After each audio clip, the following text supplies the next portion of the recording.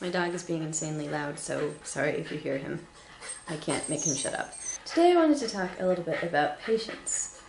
I'm not really the most patient person. Looking forward to things makes me excited, but it also makes me, intensely, freaking out.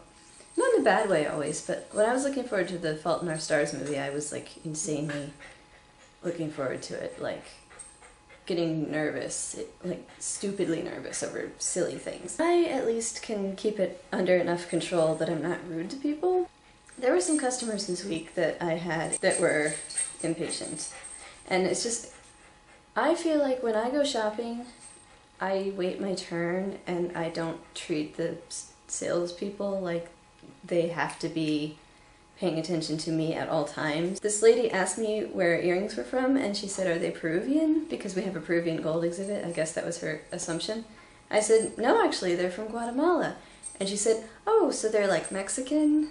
And she looked lost, and I was like, "No, Guatemala." I felt like going over to the map and pointing at where it is and how it's its own country.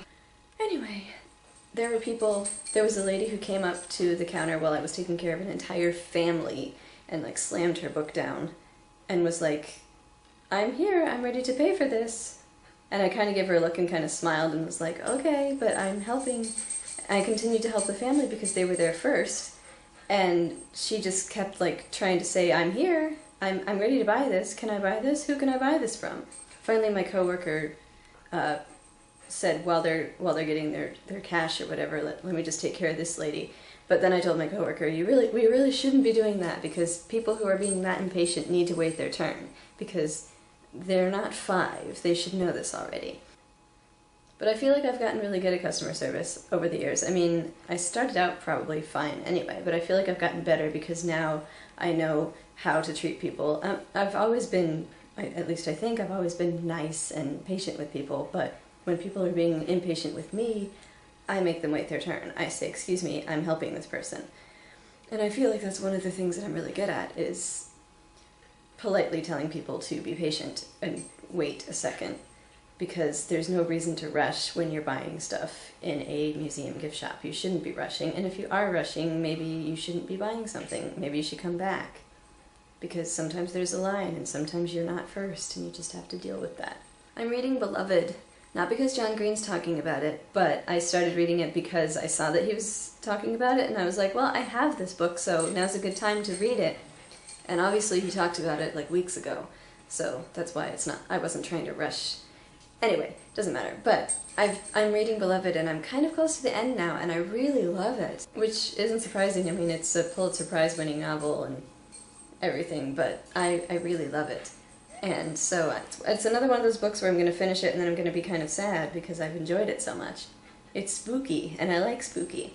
The book I'm going to read after Beloved is Stardust by Neil Gaiman, which is a book that I wanted to read a long time ago, but my library didn't have it because they're crazy. None of the local libraries had it, but I bet the library in Gaithersburg does, because I'm biased and think that Gaithersburg is better. And I'm excited to read that. I guess I'm just going to be reading one-word book titles for a while. And yeah, that's what's up with me. I fell asleep while watching the first X-Men movie last night, so Luis and I are going to finish that when he comes home from work.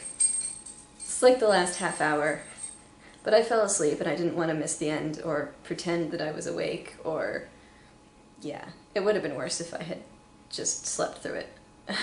It's better to know your limits and be like, I think we should stop now, because I haven't been paying attention, I don't know what's going on, and then you're going to quiz me on it later. Probably. He doesn't actually quiz me on things, but sometimes he asks me, "So what did you think of that?" or something, and I'm like, "Oh, it was great," even though I was watching the inside of my eyelids the whole time. So, yes. Being an adult is tiring.